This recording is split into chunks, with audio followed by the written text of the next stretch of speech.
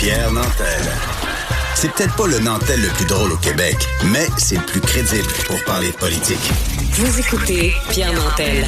On va avoir la chance de reparler avec Isabelle Huot parce que son sujet d'aujourd'hui était absolument fascinant. Madame Huot qui s'assoit à côté de moi. Je m'excuse, j'étais un peu d'avance. J'ai trois épipènes pour m'accueillir. C'est quand même, oui, je suis un peu allergique à tes propos. À propos de quoi, ça? Non, c'est pour des allergies alimentaires. Mais trois sur la table, oui, mais c'est parce qu'on a la chance de parler avec quelqu'un de ça spécifiquement, le lien entre l'alcool. Oui. T'as brûlé mon punch. Mon punch. C'est pas grave. Mais non, mais c'est parce qu'on parle avec un médecin, justement, qui fait un lien entre la consommation d'alcool et la vulnérabilité aux allergies, ce qui m'apparaît tout à fait... moi, je peux dire que quand je me sens en terrain miné, maintenant je m'en vais dans un restaurant asiatique où je sais qu'il y a des sauces aux arachides, je vais avoir tendance à pas boire d'alcool. Parce que je sais que ultimement, ce que je pense, je sais pas, mais je pense que ça m'intéresse beaucoup. Ben là, écoutez, on écoute votre émission, écoutez la nôtre. Mais est-ce que c'est parce que quand on prend un verre, on est moins à l'écoute, parce qu'on est plus dans la discussion, on est moins à l'écoute de ses signaux internes? J'ai l'impression que c'est peut-être plus ça. C'est parce très possible. On est avec des allergies sévères. Hein? Oui. Moi, on ne buvait pas d'alcool à 3-4 ans. Là. Non, je suis d'accord avec toi. Puis c'est très possible que tu dis que la perte de vigilance est associée à l'alcool. Mais moi, si j'ai bien compris aussi, l'effet de l'alcool, c'est la dilatation des vaisseaux. C'est vrai. Et si tu dilates tes vaisseaux, donc tu es plus poreux à l'allergène qui circule. Tout à fait. Enfin, c'est fascinant. Ceci dit, moi, je trouve ça fascinant, mais je trouve ça encore plus intéressant. Hein? Stéphanie Villeneuve, on est la folie. On s'est dit, on a parlé de ménopause mercredi. Là, je disais, on fait un sujet sur l'andropause grâce au super documentaire de Hugo Gérard que j'ai vu, que j'ai adoré, en rafale les 5 épisodes. Ça m'a parlé, son émotion à cœur ouvert, ça fait bouger les choses. Puis on s'est dit, les gars, vont-tu vraiment appeler? Est-ce qu'ils vont être gênés? Hey, il y en a eu une plein. grande participation. Il y en a eu plein. C'est super. Et là, on a fait un test de dépistage. C'est de la radio utile. C'est de la radio utile. Oui. Comment savoir si on est en andropause? Parce que les hommes n'osent pas en parler. J'espère que le documentaire va faire bouger les choses. Mais en général, ils sont comme gênés de parler à leurs médecins qui ont des symptômes. J'en nomme en rafale des symptômes. Là. Fait que, les auditeurs, là, si vous avez une perte de libido, manque d'énergie, diminution de la force musculaire, genre Hugo qui s'entraîne énormément, mais plus les résultats qu'il avait l'habitude d'avoir sur sa masse musculaire depuis quelques années. J'ai serré la main tout à l'heure, ça n'a pas paru. En tout cas, je peux te le dire. C'est ça, mais là, il prend de la testostérone, il prend un substitut hormonal qui l'aide à récupérer complètement son niveau d'avant. Diminution de la joie de vivre, c'est vraiment ça qui est rapporté en premier. Je manque d'énergie, des symptômes dépressifs, de l'irritabilité, de la colère, de l'impulsivité, diminution des capacités à faire du sport, s'endormir après le repas, mais tu sais, vraiment, tu Stéphanie a ri dans le coin, là. Non, mais c'est parce que je te regarde assimiler tous les symptômes, puis on dirait que dans ta tête, tu es en train de te dire, est-ce que je coche des cases. Oui. Rendement au travail affecté, un peu comme la femme en ménopause ou des symptômes cognitifs et tout ça. Enfin, questionnaire Adam, c'est conçu pour la première étape du dépistage. Si on coche 10 à tout, là, 10 items, peut-être que ça vaut la peine, mais pas peut-être. Allez voir votre médecin pour en parler. Parce que après ça, c'est comme un petit peu, on va donner de l'estrogène aux femmes, on va donner de la testostérone, pas pour n'avoir trop, juste pour pallier au manque puis à la chute qui survient naturellement 40 ans, 45 ans, 50 ans. Parce que chez l'homme, la testostérone a le même effet général qu'a l'estrogène chez la femme? C'est vraiment un effet global et général. C'est ça qui est intéressant parce qu'il y a des récepteurs d'androgènes partout. Donc, on avait Jean Drouin, qui est un spécialiste de l'andropause, qui disait c'est pas juste local que ça agit du point de vue de l'énergie, du cerveau, des os, des globules rouges.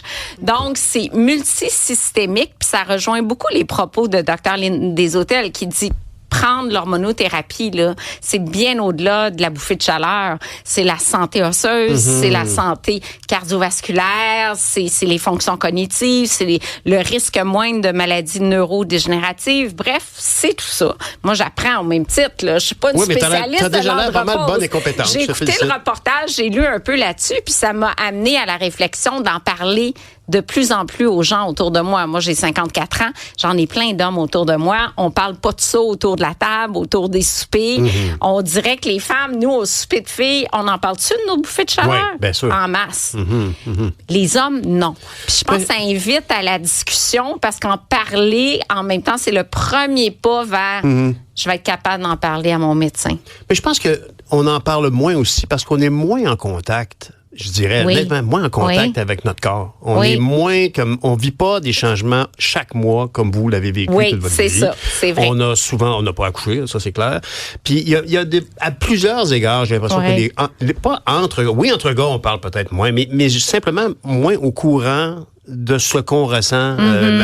Quel homme pense aussi fréquemment que les femmes à aller faire une massothérapie, par exemple? Ça va faire du bien. Non, est-ce que c'est moins courant? On est moins à l'écoute, j'ai l'impression, en général. Prendre soin de soi, moins en moins. Ben oui, tout à fait. Mais on a, dans le reportage, il y a un gars qui fait du yoga pour alléger le stress, puis qui ont trouvé des thérapies alternatives pour alléger le stress, l'anxiété. Mais tu as raison, Pierre, parce que c'est seulement 40% des hommes qui ont des symptômes. Alors que la plupart des femmes vont avoir des symptômes. Okay. Et du 40%, il y en a 3% qui sont traités seulement. Ça veut dire que les autres vivent avec les symptômes et se disent un peu comme tu c'est normal, je vieillis, j'ai un petit peu moins d'énergie. Est-ce qu'il faut traiter tous les cas? Pas nécessairement. Il faut voir son médecin. Mais en tout cas, discussion fort pertinente. Il faut avoir un médecin, par contre. Mais moi, ce qui me fascine, Isabelle, c'est qu'ici, il y a quand même... c'est surprenant. Je trouve ça très fascinant de croire, par exemple, que les femmes ont besoin d'œstrogène, puis les hommes ont besoin de testostérone, et l'effet chez chacun est le même. Oui. Et ça amène toute une question sur la transition de genre, tant qu'à moi. Oui, tu as raison. Parce que ça veut donc dire qu'une personne un exemple, j'ouvre une boîte de Pandore, mais... Ça dépend si tu as pris une thérapie hormonale ou pas, mais... Si recevoir des oestrogènes améliore ma condition, c'est donc peut-être que profondément, je suis féminin. Et l'inverse, je sais pas honnêtement, mais je trouve ça fascinant que ce soit. Ça peut amener tout un pan de discussion. Oui. Ah non, c'est rendu complexe maintenant dans le cabinet du médecin. Sylvie Demers traite plusieurs trans. Puis elle me disait, c'est ça, selon le degré de transformation, ajuster les hormones. Est-ce qu'on a fait une transformation complète ou pas? Puis on est rendu où dans les hormones? Puis on va-tu avoir une andropause ou on va-tu avoir une ménopause? Wow! Et elle a des cas? Elle a des cas, plusieurs. Puis il y en a un autre spécialisé en hormonothérapie à Montréal, ici. C'est fascinant d'aller jusque-là parce qu'effectivement, que ça peut changer bien les choses, la thérapie. Incroyable. Et ce qui m'amène, Pierre, à donner des trucs pour santé des hommes uniquement, là, en rafale, parce que là, je me suis intéressée aux hommes. Il y a le substitut hormonal, mais aussi la nutrition. Comment on distingue la nutrition chez les hommes versus les femmes? OK, je t'écoute. Premièrement, les hommes, plus de surpoids que les femmes. Plus de surpoids du point de vue viscéral, un tour de taille qui prend de l'expansion. Et ça, c'est pas bon pour le profil métabolique. On a de la graisse abdominale, ça fait chuter le bon cholestérol qui est le HDL, ça fait grimper le LDL, ça augmente la tension artérielle. Bref, ça joue sa glycémie, ça amène une sensibilité affectée à l'insuline. Fait qu'il faut traiter ça. Mais toi qui es nutritionniste, c'est ça? Docteur en nutrition, parce que je suis plus membre de l'ordre. OK, t'es docteur en nutrition. Pour moi, c'est mystérieux. Pourquoi est-ce que les graisses accumulées au niveau de l'abdomen, que tu as dit viscérales, non pas comme une réaction viscérale, comme je suis fâché, mais au niveau des viscères, comment ça se fait que cette graisse-là est plus problématique que les autres? Vraiment plus problématique. Autour des organes, crée de l'inflammation, empêche les organes de bien faire leur travail. C'est vraiment pour ça qu'une pesée, un poids, c'est pas si important. Ce qui est important, c'est le tour de taille. Et de mesurer les triglycérides sanguins. Parce que tour de taille, triglycérides, ensemble, c'est vraiment les études de Dr Jean-Pierre Després et Anne-Mercé Laval qui nous indiquent qu'il y a de l'obésité viscérale. C'est sûr qu'on peut faire un scan de l'abdomen puis aller voir le gras, il est où, mais c'est pas à la portée de tous. C'est drôle. Hein? Tu me dis ça puis je suis surpris parce que l'image que j'avais, c'était le gras, c'était comme une pochette en avant. mais c'est à l'intérieur, il y en a tout partout. Quand tu ouvres un corps, là, tu vois les pochettes de gras sous-cutanées, puis après ça, tu le vois autour des organes. Moi, j'adorais ça, là, les cours d'anatomie. On ouvrait les corps, puis on voyait tout ça. C'était assez... Et donc, la graisse se loge partout. C'est intéressant. Non, mais c'est vrai. Oui. Comme une garantie sur une assurance pour une automobile, là, toutes les pièces qui baignent dans l'huile sont garanties 5 ans. Ici, elles baignent dans c'est vraiment, vraiment fascinant, mais c'est là où c'est plus... Donc, les hommes, ben oui, réduire l'apport calorique, réduire, tu sais, la bière, les petites grignotines, les petites soirées entre boys, les ailes de poulet. Tu sais pas de quoi je parle. Non, je ne vois pas de quoi vous parlez. Manger du concombre. Manger... Oui. Non, Free. mais manger... en somme, c'est de couper 500 calories au quotidien. Fait que, tu sais, ça peut être une grosse bière très alcoolisée. Ça peut être de grignoter en soirée. Par exemple, le fait de faire le jeûne intermittent pour les hommes qui ont de l'obésité viscérale, c'est recommandé. OK. Parce que ça aide du point de vue du profil métabolique.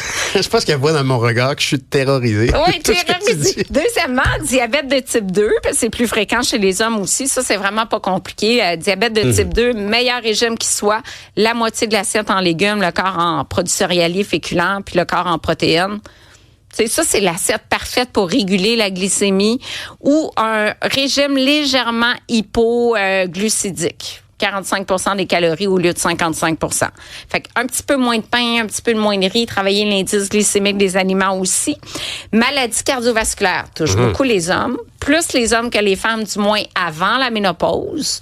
Puis là, après la ménopause, la femme n'a plus la protection de l'estrogène. Fait que son risque... Moi, j'ai perdu des amis à 50 ans là, d'infarctus du myocarde. Ben, ma blonde me parle souvent de... Non, mais la blonde me parle souvent de ça, comme quoi les signes de maladie cardiaque sont beaucoup plus flous pour les femmes. Voilà. Puis elles tombent, bing, on n'en a pas vu ça venir. Voilà. 2 récemment qui étaient très en forme, dont une nutritionniste, et tu dis...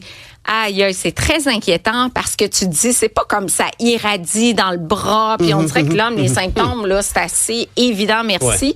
La femme, je pense que je fais une petite indigestion, j'ai une petite brûlure dans l'estomac, je vais aller m'étendre. Elle se relève pas. Hey boy. Parce que la femme risque plus de mourir après un infarctus qu'un homme. Isabelle, non seulement c'est agréable de discuter avec toi, mais oui, j'ai pas fini, mais on va s'en reprendre demain. On a bien les chances de s'en reprendre demain. Salut. C'est parfait, merci. Merci beaucoup, Isabelle.